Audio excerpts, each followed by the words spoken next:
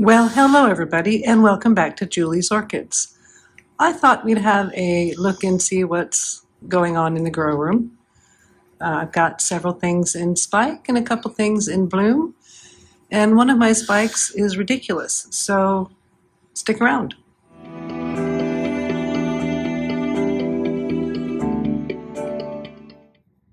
Now, the first one I'd like to point out down here is my species Oncidium cephalatum, otherwise known as the Candian dancer. Now, I used a dressmaker's measuring tape to measure the flower spike, but you can see it sitting on the floor, and you can see that flower spike coming right all the way up here.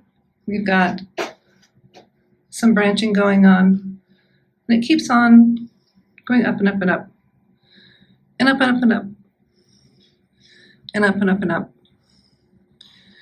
until we get about here. Now I'm going to zoom out. I don't know if you guys will be able to see the whole thing, but allowing for the curve, that flower spike is 72 inches long, or 182 centimeters long, and it's branching. So that's our first flower spike. And I've moved the sarcochilus here. I've got this beautiful nepenthes that's coming along just lovely. Got all sorts of new growths coming, and that little bulbophyllum that I have that smells real bad. That's it right there. So that's Bulbophyllum basacetum, and that's the stinky, rotten flesh smelling one. It's no longer in bloom. Behind that was a subscriber gift, Ansalia africans, and it's still in bloom, and it seems to be doing okay with the switch over into pumice. Now that clears the center of the room, so we'll swing over here, and nothing much going on there. We've got Brasidium golden gamine white knight putting out a flower spike here. Brassia shelobe okika is putting out a flower spike there. Nothing on those shelves but dead. These are babies that have been recently deflasked. This is the only remaining Fred Clarkiara dark matter that I have that has survived. This one hasn't come out of dormancy, but this is a mixture of some phals. We've got a single zygo there. These are mostly Cattleya lodogesiais down here. The thrips and the spider mites have decimated my phals. I've lost a lot of my phal babies. I've lost a lot of my species phal. My Phalaenopsis bellina cerulean. Well, it's trying. It got munched pretty bad. Yeah. Up on this top shelf here, the Brassia types are looking good. That is species, I think this is Brassia ventricosa. Let me get the tag out to see. No, that is Brassia pumilia. All right, so this is Brassia pumilia, and got that flower spike. Got 1, 2. That's number 3. There's number 4 coming on that one. This one has a really lovely floral smell to it, or I'm blending the smell in with other things, but we've got 4 spikes, 1 in bloom. We won't complain about that. And over here, not much going on. Now we'll just kind of have a look at the mounts. They're growing along nicely. We've got a new growth coming right here on Oncidium luridum. That's a Dockrilla, I forget which one. And just things are going along nicely on the mount stand. I've lost a couple of the mounts. That's okay. we're still learning and we haven't lost them all. And some of them are actually doing better on their mounts than they did in the pots. We'll swing on over here to this top shelf, and this is the general Oncidium shelves. My Oncidium Twinkle Oro is dead. These are the last of the maternity ward. They have not germinated, so duds. I got duds. But Jane's have, and hers are growing along. I don't think I've given mine enough light. This here, definitely not an orchid, but it's some cuttings that I took off of a succulent plant. I don't even know what it is, but it has really unusual flowers. That species Psychopsis that Jane gave me is putting out new growth, and it's doing quite well. And my big Psychopsis, it's got this lovely flower going on it. Now, I've had some tragedy with this one. So at the show last year, I broke the first spike that I grew on this one. You can see that remnant there. And then this year, the new growth, this one here was right up against the pot. You'll see it's in a different pot. And the flower spike grew into the pot, grew itself into a little circle, and then broke itself off. So I'm not having good luck with growing my own flower spikes. This is the one that it came with. And it's been reliably blooming for me time and time again.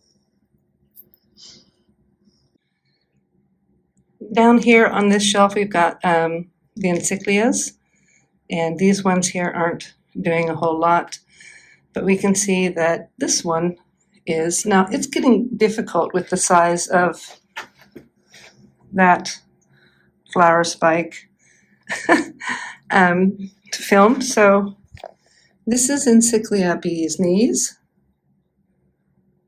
and this one has reliably been flowering for me, very reliably.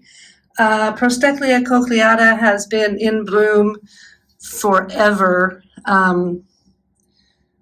Yeah, just one flower spike after another flower spike, and they just keep going and going and going. This orchid is somewhat like the Energizer Bunny. Once the flower spikes go, they keep going and going and going. And they smell very lovely, and they look like little octopuses. I think they're cute. And over here is Encyclia alata, which I got a division of. You can see we've got a new growth coming there, and out of that one, we've got a nice big flower spike. This will be my first spike on this plant, but the pollinating that we did was that plant with this one, and that is what those are. Those did not take, mine did not germinate, so my friend Jane's have. Okay, we'll come over here, and these shells, particularly those, that's an Angraecum and an Orchids. That's Angraecum eburneum, and this is Orchids odorata. They got a little bit of damage from the thrips. My Colostylus are both doing quite well. This is the new growth we're putting out here for this year. We'll swing on down here. This is the rest of my Orchids and Angraecoids. And again, these have gotten pretty hit hard by the spider mites. Biphenarias are doing okay. Acioclades down here were lunched on. They were quite tasty. I don't know if that's black rot. I'm just letting things play out. And down here we've got Cattleyas, got new growth coming on that one. And this one here is one of the rescue ones that we got from Lynn, and that's the new growth coming out of it. So, you know, we're not going to complain too much about this one. So pretty happy. Look at those roots. Those roots coming out. So happy, happy, happy. And we'll swing on over here. Now again, you can see I've got new growth coming on this one, but you can see the damage on what I've been dealing with. And this came in on some live herbs that I bought for my garden outside. So I bought some cilantro and some parsley, and they had drips or something on them, and they have just gone insane, whatever it is, insane. I think I've got it under control. I've been battling this for months. Other cattleyas are doing good. I was unable to get this one's first blooming for me videoed because I was too busy trying to kill all the mites and whatever was going on. So I didn't get those, but it bloomed. So that was my first cattleya bloom. Lalias are doing really good, growing right on out of the pot. Cattleya yellowbird got some of the pest damage and is in recovery mode. This shelf is where originally that oncidium with that insanely big flower spike normally sits right there, right? I'm going to zoom out. So because it's so tall, it gets quite a big opening, and then I put smaller plants around it. But since Brassavola nudosa is blooming, I'm putting it there because it looks real pretty. So it's sitting between two dendrobiums.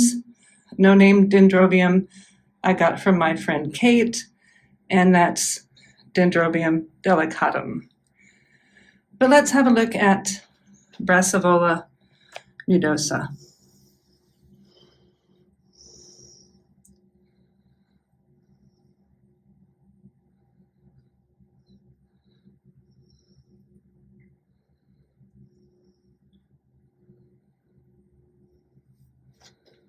You can see we've got two spikes in bloom, and we've got another spike coming up there, and another spike coming up there, and there's another spike coming up back there.